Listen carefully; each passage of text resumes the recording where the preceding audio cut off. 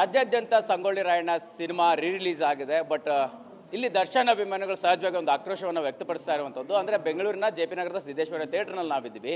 ಬೆಳಗ್ಗೆ ಸಿನಿಮಾ ನೋಡಬೇಕಂತ ಬರುವಂಥ ಅಭಿಮಾನಿಗಳೇ ಬುಕ್ ಮೈ ಶೋ ನೋಡಿದಾಗ ಫುಲ್ ಅಂತ ತೋರಿಸುತ್ತೆ. ಬಟ್ ಆದರೆ ಥಿಯೇಟರ್ ಮಾತ್ರ ಖಾಲಿ ಇದೆ ಅನ್ನುವಂಥದ್ದು ದರ್ಶನ್ ಅಭಿಮಾನಿಗಳ ಆಕ್ರೋಶಕ್ಕೆ ಕಾರಣ ಆಗಿದೆ. ಸೊ ಒಂದಿಷ್ಟು ಜನ ಅಭಿಮಾನಿಗಳಿದ್ದಾರೆ ಮಾತಾಡ್ತಾರೆ. ಈಗ ಸಹಜವಾಗಿ ದರ್ಶನ್ ಅವರ ಸಿನಿಮಾಗಳು ರಿಲೀಸ್ ಆಗುತ್ತೆ ಅಂದರೆ ಹೌಸ್ಫುಲ್ ಅನ್ನುವಂಥ ಒಂದು ಕುತೂಹಲ ಇರ್ತದೆ. ಸಿನಿಮಾ ಟಿಕೆಟ್ ಸಿಗುತ್ತೆ ಅಲ್ವ ಅನ್ನೋಂಥದ್ದು.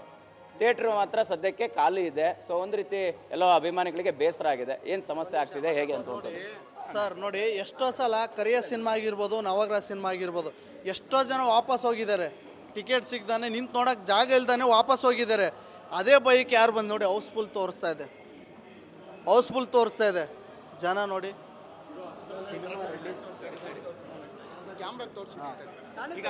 ಈಗ ನೀವು ಇದು ಹೇಳ್ತಾ ಇದ್ದೀನಿ, ನಿಜವಾಗ್ಲೂ ಫೇಕ್ ಇದು. ಈ ತರ ಮಾಡೋದು ದೇವ್ರಾಣೆ ಹೇಳ್ತಾ ಇದ್ದೀನಿ. ನೀವು ಏನೇ ಮಾಡಿದ್ರು ಆ ಯಪ್ಪನ್ನ ಯಾವತ್ತೂ ಬೀಳ್ಸೋಕ್ಕಾಗಲ್ಲ. ಅಭಿಮಾನಿಗಳು ಅವ್ರ ಜೊತೆ ಇರ್ತೀವಿ.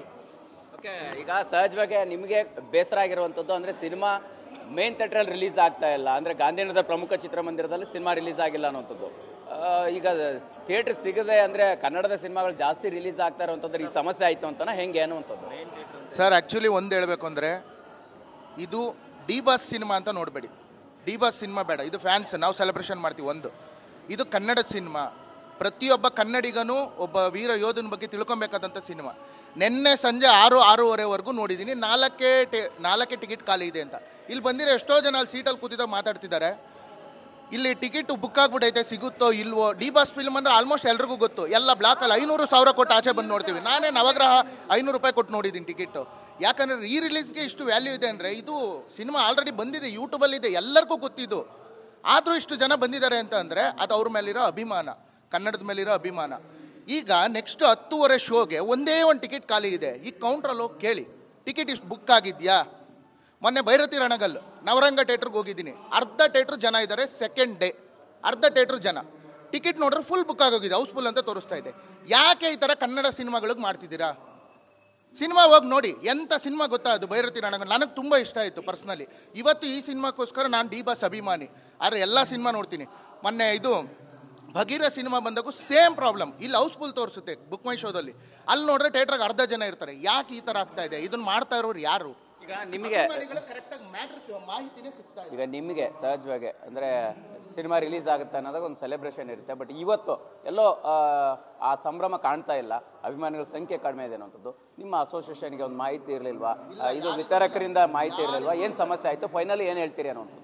ಸರ್ ನೋಡಿ, ಇಂಥ ಸಿನಿಮಾಗೆ ಅವಕಾಶ ಕೊಡಿ.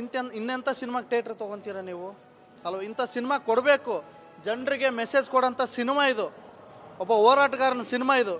ಸಂಗೊಳ್ಳಿ ರಾಯಣ್ಣ ಅಂದ್ರೆ ಏನು ಹೇಳಿ? ಆ ಯಪ್ಪನಿಗಿರೋ ಹೆಸರೇ ಬೇರೆ. ಅಂಥ ಸಿನಿಮಾ ತೊಗೊಂಡು ಬಂದು ಪ್ರಮೋಷನ್ ಮಾಡ್ದಾನೆ ಈ ಥರ ಮಾಡ್ತಾರೆ. ತುಂಬ ಬೇಜಾರಿದೆ. ಆಮೇಲೆ ಇನ್ನೊಂದೇನಂದರೆ ತುಂಬ ಬೇಜಾರಿದೆ ನಿಜವಾಗ್ಲೂ ಈ ಸಿನಿಮಾ ಮಾಡಿದವ್ರಿಗೂ. ಆಮೇಲೆ ಈ ಥರ ಫೇಕ್ ಬುಕ್ ಮೈ ಶೋ ಅಲ್ಲಿ ಈ ಥರ ಫೇಕ್ ತೋರಿಸ್ತಾ ಇರೋದಕ್ಕೂ ತುಂಬ ಬೇಜಾರಿದೆ ಸರ್ ನಮಗೆ. ಸಿನಿಮಾ ಯಾವ ಥಿಯೇಟ್ರಲ್ಲಾದರೂ ಅವರು ರಿಲೀಸ್ ಮಾಡಲಿ, ನಾವು ಎಲ್ಲಾದರೂ ಹೋಗ್ತೀವಿ. ಅವ್ರು ಇಲ್ಲಿ ಬೆಂಗಳೂರಲ್ಲಿ ಬಿಟ್ಟು ಎಲ್ಲಾದರೂ ರಿಲೀಸ್ ಮಾಡಲಿ. ಬಟ್ ಪ್ರಮೋಷನ್ ಮಾಡಬೇಕಿತ್ತು. ಅದು ಒಂದೇ ಬೇಜಾರಾಗಿದೆ, ಪ್ರಮೋಷನ್ ಮಾಡಿಲ್ಲ.